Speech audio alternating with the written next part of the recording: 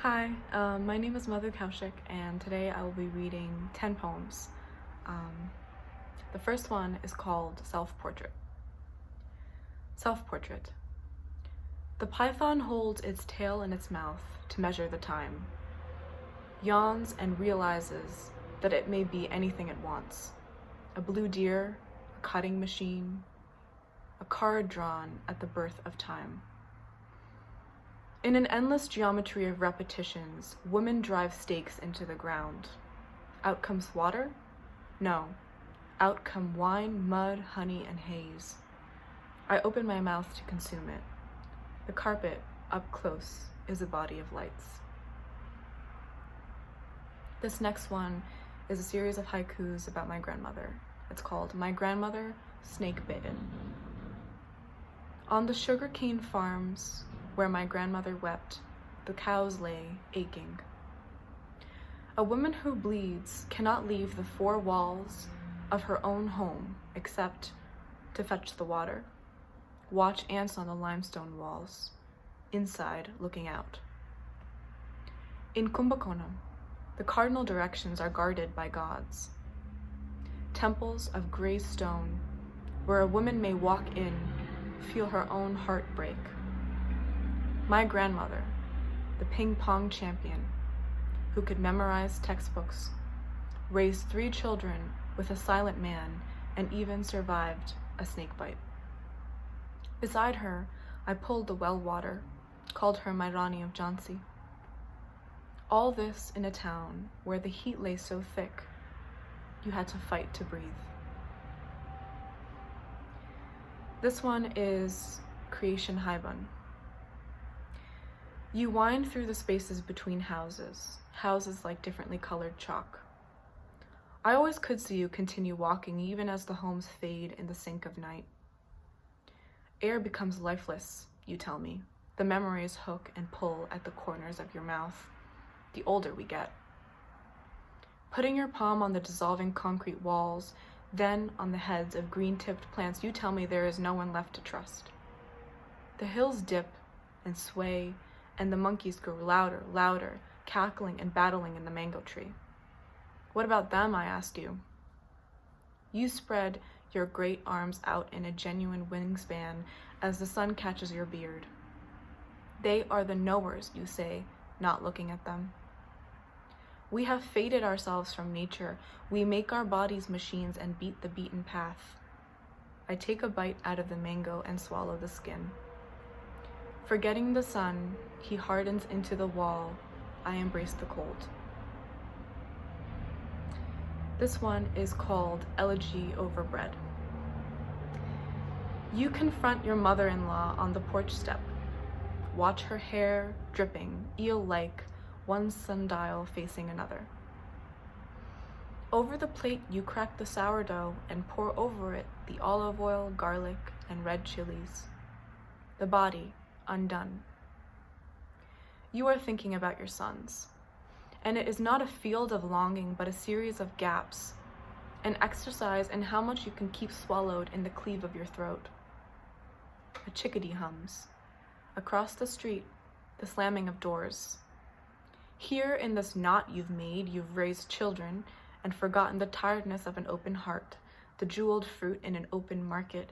You've seen 14 plays and hit a deer in the snow and lost feeling in your feet and tasted the blandness of May and touched faded memories of Christmas gifts. Still, this feels like an elegy for success. Like that newspaper clipping tacked to the kitchen corkboard where your son grins over a book, smiling with his ear-muffed face that you framed inside a Ziploc bag. The chilies coat your fingers and redden your fingernails. You miss your son's soft voice and the way he puts his hand in his hair, the way he looks displaced like a ghost ship. The sourdough hardens in the air. There is a vacuum in the words you say to your mother-in-law. I should write him. I should look at trees more. I should clean the plates. You miss his countenance of solid rock, Byzantine.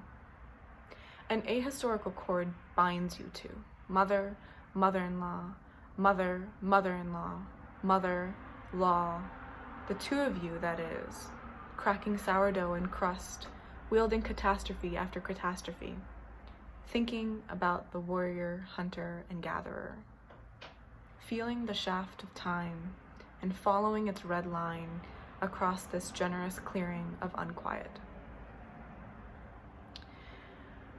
This next one is called Residencial Maravilla São Vicente.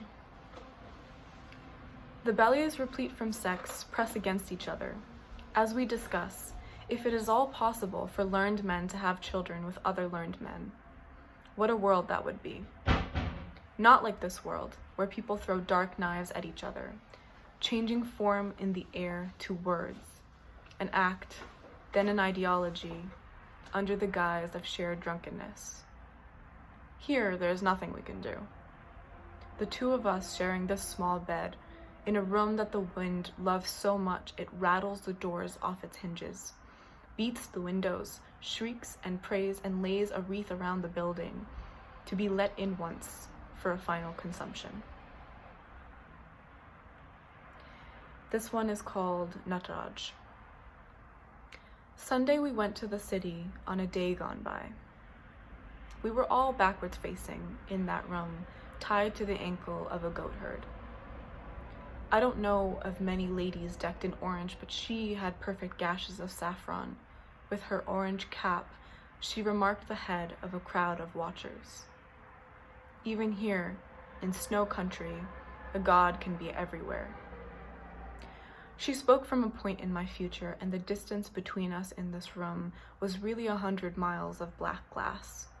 To have a human birth speaks for itself. A human birth speaks for itself. Downstairs, a man in a sash beholds the quiet, drip of wood and a feast in which each of us picks a morsel or stem, beautifully aware of the pity in it. This next poem is called The Women Run. The Women Run. A metallic thrust of music rises in the center of the lot, where we are pressed tight together. I see a sheen of moisture run down her shoulder skin. If you care too much, it's no good either. Fear-stricken, the crowd cycles in the karmic heat. A dad with a beard and 2 limp children, a woman openly breastfeeds. Boat hats and the same perfume for years, wet kisses between old lovers, all the images of stagnation. I don't want this anymore. This old age, the rough canvas jacket, the chasing after you, the rabbiting, and the envy. This last one is called Pathology or Náufrago. You knew this would happen. First, the retracting of a gripped hand, and then a gnawing of the sun, asking at your shoulder like a loose dog, wanting things from you until you let it through. Next, a willing away of comfort, where you make for yourself a concentric circle to weep on a chilly island in your backyard, a holiday alone. Last, they will tell you, any soul capable of work should know to be happy. First things first, you don't know what this word means, work, or happy. Only soul and circle and sun. Finally, you realize inside yourself, you are sitting on a star the size of God's mouth, and the birds start to speak great tones of wisdom, bells clanging in a distant forest. Slowly, it starts to rain. Thank you.